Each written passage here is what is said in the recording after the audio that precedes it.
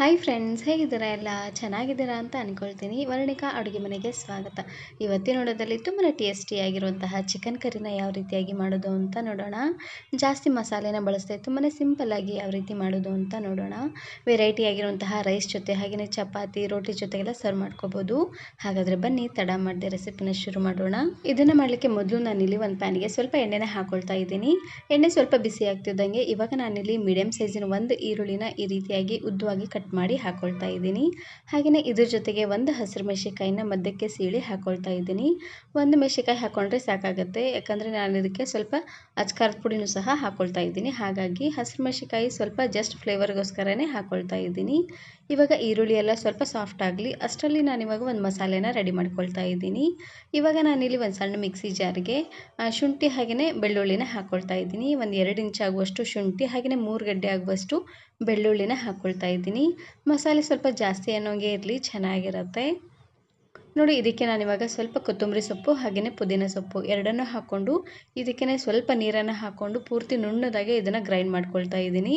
ಇದಕ್ಕೆ ಒಣಕೊಬ್ಬರಿ ಆಗಲಿ, ಟೊಮೆಟೊ ಹಾಗೆಯೇ ಪುಟಾಣಿ ಏನನ್ನೂ ಹಾಕ್ಕೊಳ್ತಾ ಇಲ್ಲ. ತುಂಬಾ ಸಿಂಪಲ್ ಆಗಿರುವಂತಹ ಮಸಾಲೆನ ರುಬ್ಕೊಳ್ತಾ ಇದ್ದೀನಿ. ಇವಾಗ ನೋಡ್ತಾ ಇರ್ಬೋದು ಈರುಳ್ಳಿ ಎಲ್ಲ ಸ್ವಲ್ಪ ಸಾಫ್ಟ್ ಆಗಿದೆ ನೋಡಿ. ಇಷ್ಟು ಸಾಫ್ಟ್ ಆದರೆ ಸಾಕಾಗುತ್ತೆ. ಪೂರ್ತಿ ಕೆಂಪದಾಗೆಲ್ಲ ಮಾಡ್ಲಿಕ್ಕೆ ಹೋಗಬೇಡಿ, ಪೂರ್ತಿ ಕೆಂಪದಾದರೆ ಟೇಸ್ಟ್ ಎಲ್ಲ ಹೊರಟೋಗ್ಬಿಡುತ್ತೆ. ಹಾಗಾಗಿ ಇವಾಗ ನಾನಿಲ್ಲಿ ಅರ್ಧ ಕೆಜಿ ಆಗುವಷ್ಟು ಚಿಕನನ್ನು ಹಾಕ್ಕೊಳ್ತಾ ಇದ್ದೀನಿ. ಚಿಕನ್ಗೆ ಸ್ವಲ್ಪ ಉಪ್ಪನ್ನು ಹಾಕ್ಕೊಂಡು ಚೆನ್ನಾಗಿ ತೊಳೆದು ಹಾಕ್ಕೊಳ್ತಾ ಇದ್ದೀನಿ. ಇವಾಗ ನಾನಿಲ್ಲಿ ಅರ್ಧ ಚಮಚ ಆಗುವಷ್ಟು ಅರಶಿನ ಪುಡಿ, ರುಚಿಗೆ ತಕ್ಕಷ್ಟು ಉಪ್ಪನ್ನು ಹಾಕ್ಕೊಂಡು ಚೆನ್ನಾಗಿ ಇದನ್ನು ಮಿಕ್ಸ್ ಮಾಡ್ಕೊಳ್ತಾ ಇದ್ದೀನಿ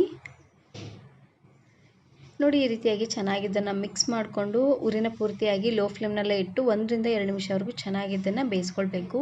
ಈ ರೀತಿಯಾಗಿ ಮಾಡೋದ್ರಿಂದ ಎಲ್ಲ ಪೀಸಸ್ಗೂ ಚೆನ್ನಾಗಿ ಮಸಾಲೆ ಎಲ್ಲ ಎಳ್ಕೊಳ್ಳುತ್ತೆ. ಹಾಗಾಗಿ ಸ್ವಲ್ಪ ಇದು ನೀರು ಬಿಟ್ಕೊಳ್ಳೋವರೆಗೂ ಬೇಯಿಸ್ಕೊಂಡ್ರೆ ಸಾಕಾಗುತ್ತೆ. ಇವಾಗ ನಾನಿಲ್ಲಿ ಮೇಲ್ಗಡೆ ಮುಚ್ಚಳನ ಮುಚ್ಕೊಂಡು ಬೇಯಿಸ್ಕೊಳ್ತಾ ಇದ್ದೀನಿ. ಇವಾಗ ನೋಡ್ತಾ ಇರ್ಬೋದು ಸ್ವಲ್ಪ ನೀರು ಬಿಟ್ಕೊಂಡಿದೆ. ಈ ರೀತಿಯಾಗಿ ಚೆನ್ನಾಗಿದು ನೀರು ಬಿಡೋವರೆಗೂ ಬೇಯಿಸ್ಕೊಂಡ್ರೆ ಸಾಕಾಗುತ್ತೆ. ಇದರಲ್ಲಿರುವಂಥ ಹಸಿ ವಾಸನೆ ಎಲ್ಲ ಹೊರಟೋಗುತ್ತೆ. ಹಾಗಾಗಿ ಇದನ್ನು ಈ ರೀತಿಯಾಗಿ ಬೇಯಿಸ್ಕೊಂಡು ತಗೊಳ್ಬೇಕು. ಇವಾಗ ನಾನಿಲ್ಲಿ ಚೆನ್ನಾಗಿ ಹಣ್ಣಾಗಿರುವಂತಹ ಒಂದು ಟೊಮೆಟೊನ ಹಾಕ್ಕೊಳ್ತಾ ಇದ್ದೀನಿ. ಹಾಗೆಯೇ ಇವಾಗ ತಾನೇ ರುಬ್ಬಿರುವಂತಹ ಮಸಾಲೆ, ಆದಷ್ಟು ಚೆನ್ನಾಗಿ ಹಣ್ಣಾಗಿರುವಂತಹ ಟೊಮೆಟೊನ ಹಾಕ್ಕೊಳ್ಳಿ. ಹುಳಿ ಹುಳಿಯಾಗಿ ತುಂಬಾ ಚೆನ್ನಾಗಿರುತ್ತೆ. ಮಸಾಲೆನೂ ಅಷ್ಟೇ ಪೂರ್ತಿ ನುಣ್ಣದಾಗಿ ಇದನ್ನು ಗ್ರೈಂಡ್ ಮಾಡ್ಕೊಳ್ಬೇಕು. ಸ್ವಲ್ಪ ಶುಂಠಿ ಹಾಗೆಯೇ ಬೆಳ್ಳುಳ್ಳಿ ಹಾಗೆ ಇತ್ತು ಅಂದರೆ ಚೆನ್ನಾಗಿರೋದಿಲ್ಲ. ಮಸಾಲೆ ಎಲ್ಲ ಹಾಕ್ಕೊಂಡಾದ್ಮೇಲೆ ಇವಾಗ ಉರಿನ ಪೂರ್ತಿಯಾಗಿ ಲೋ ಫ್ಲೇಮ್ನಲ್ಲೇ ಇಟ್ಟು ಮಸಾಲೆಯಲ್ಲಿರುವಂಥ ಹಸಿ ವಾಸನೆ ಎಲ್ಲ ಹೋಗಬೇಕು ನೋಡಿ, ಅಲ್ಲಿವರೆಗೂ ಚೆನ್ನಾಗಿ ಇದನ್ನು ಮಿಕ್ಸ್ ಮಾಡಿಕೊಂಡು ಬೇಯಿಸ್ಕೊಳ್ಬೇಕು. ನಾನು ಇದೇ ರೀತಿ ಬಹಳಷ್ಟು ವೆರೈಟಿ ಆಗಿರುವಂತಹ ಚಿಕನ್ ಕರಿ ರೆಸಿಪೀಸ್ನ ಅಪ್ಲೋಡ್ ಮಾಡಿದ್ದೀನಿ. ವಿಡಿಯೋ ನೋಡಿಲ್ಲ ಅಂದರೆ ಈ ವಿಡಿಯೋ ಕೊನೆಯಲ್ಲಿ ಹಾಕಿರ್ತೀನಿ, ನೋಡಿ ಚೆಕ್ ಮಾಡಿ. ನೋಡಿ ಈ ರೀತಿಯಾಗಿ ಚೆನ್ನಾಗಿ ಇದನ್ನು ಮಿಕ್ಸ್ ಮಾಡ್ಕೊಂಡಿದ್ದಾದಮೇಲೆ ಇವಾಗ ನಾನಿಲ್ಲಿ ಅಚ್ಕಾರದ ಪುಡಿನ ಹಾಕ್ಕೊಳ್ತಾ ಇದ್ದೀನಿ. ನಾನಿಲ್ಲಿ ಒಟ್ಟು 2 ಚಮಚ ಆಗುವಷ್ಟು ಅಚ್ಕಾರದ ಪುಡಿನ ಹಾಕ್ಕೊಳ್ತಾ ಇದ್ದೀನಿ. ನಿಮ್ಮ ಖಾರಕ್ಕೆ ಎಷ್ಟು ಖಾರ ಬೇಕೋ ಅಷ್ಟು ಖಾರನ ನೀವಿಲ್ಲಿ ಹಾಕ್ಕೊಳ್ಬೋದು.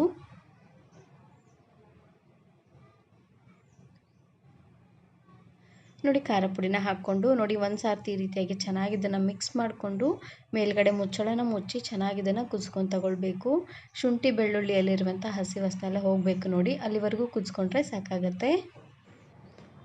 ಇದನ್ನು ನೀವು ವೆರೈಟಿ ಆಗಿರುವಂತಹ ರೈಸ್ ಜೊತೆಗೆ ಹಾಗೆಯೇ ಚಪಾತಿ, ರೋಟಿ, ಕುಲ್ಚಾ, ನಾನ್ ಜೊತೆಗೆಲ್ಲ ಸರ್ವ್ ಮಾಡ್ಕೋಬೋದು. ತುಂಬಾ ರುಚಿಯಾಗಿರುತ್ತೆ. ಇವಾಗ ನೋಡ್ತಾ ಇರ್ಬೋದು ಚೆನ್ನಾಗಿ ಕುದ್ದು ಎಣ್ಣೆ ತೇಲ್ ಬರ್ತಾ ಇದೆ. ಈ ರೀತಿಯಾಗಿ ಚೆನ್ನಾಗಿ ಎಣ್ಣೆ ತೇಲ್ ಬರೋವರೆಗೂ ಬೇಯಿಸ್ಕೊಂಡ್ರೆ ಸಾಕಾಗುತ್ತೆ. ಇವಾಗ ನಾನಿಲ್ಲಿ ಚಿಕನ್ ಪೀಸಸ್ ಎಲ್ಲ ಚೆನ್ನಾಗಿ ಬೇಯಲಿ ಅಂತ ಸ್ವಲ್ಪ ನೀರನ್ನು ಹಾಕ್ಕೊಳ್ತಾ ಇದ್ದೀನಿ. ಮಿಕ್ಸಿ ಜಾರಲ್ಲಿ ಸ್ವಲ್ಪ ಮಸಾಲೆ ಇತ್ತು, ಅದಕ್ಕೇ ನೀರನ್ನು ಹಾಕ್ಕೊಳ್ತಾ ಇದ್ದೀನಿ.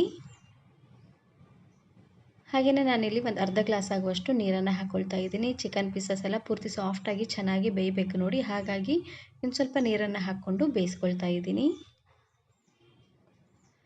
ಇವಾಗ ಉರಿನ ಪೂರ್ತಿಯಾಗಿ ಲೋ ಫ್ಲೇಮ್ನಲ್ಲೇ ಇಟ್ಟು ಬೇಯಿಸ್ಕೊಳ್ಬೇಕಾಗತ್ತೆ. ಇದಕ್ಕೇ ನಾನಿಲ್ಲಿ 1 ಚಮಚ ಆಗುವಷ್ಟು ಗರಂ ಮಸಾಲ ಹಾಗೆಯೇ 1 ಚಮಚ ಆಗುವಷ್ಟು ಚಿಕನ್ ಮಸಾಲಾನ ಹಾಕ್ಕೊಂಡು ಬೇಯಿಸ್ಕೊಳ್ತಾ ಇದ್ದೀನಿ.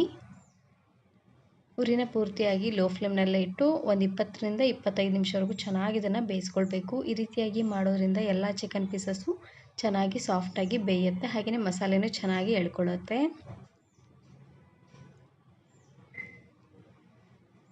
ಇವಾಗ ನೋಡ್ತಾ ಇರ್ಬೋದು ಚೆನ್ನಾಗಿ ಕುದಿ ಬರ್ತಾ ಇದೆ, ನೋಡ್ತಾ ಇದ್ರಲ್ವ. ಈ ರೀತಿಯಾಗಿ ಚೆನ್ನಾಗಿ ಕುದಿ ಬರುವಂಥ ಟೈಮಲ್ಲಿ ಒಂದು ಸಾರ್ತಿ ಈ ರೀತಿಯಾಗಿ ಮಿಕ್ಸ್ ಮಾಡ್ಕೊಂಡು ತಗೊಳ್ಳಿ. ಇವಾಗ ರುಚಿ ನೋಡಿ, ಉಪ್ಪು ಏನಾದರೂ ಕಡಿಮೆ ಅಂತ ಅನಿಸಿದ್ರೆ ಇನ್ನು ಸ್ವಲ್ಪ ಉಪ್ಪನ್ನು ಹಾಕ್ಕೊಂಡು ಬೇಯಿಸ್ಕೊಳ್ಳಿ.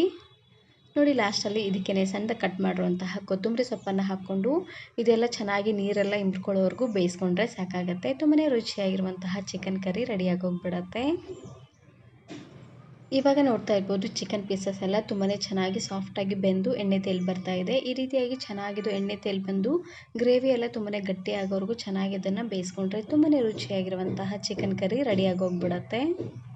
ಒಂದು ಸರ್ತಿ ಈ ರೀತಿಯಾಗಿ ಚಿಕನ್ ಕರಿನ ಮಾಡ್ಕೊಳ್ಳಿ, ತುಂಬಾ ಚೆನ್ನಾಗಿರುತ್ತೆ.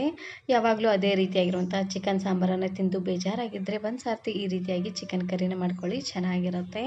ಈ ವಿಡಿಯೋ ಇಷ್ಟ ಆದರೆ ಈಗಲೇ ಒಂದು ಲೈಕ್ ಬಟನನ್ನು ಕ್ಲಿಕ್ ಮಾಡಿ, ಫ್ರೆಂಡ್ಸ್ ಆ್ಯಂಡ್ ಫ್ಯಾಮಿಲಿ ಜೊತೆಗೆ ಶೇರ್ ಮಾಡಿ. ಹಾಗೆಯೇ ಮತ್ತಷ್ಟು ಹೊಸ ರೆಸಿಪಿಗಾಗಿ ವರ್ಣಿಕಾ ಅಡುಗೆ ಮನೆ ಯೂಟ್ಯೂಬ್ ಚಾನಲನ್ನು ಸಬ್ಸ್ಕ್ರೈಬ್ ಮಾಡ್ಕೊಳ್ಳಿ. Thank you. Thanks for watching.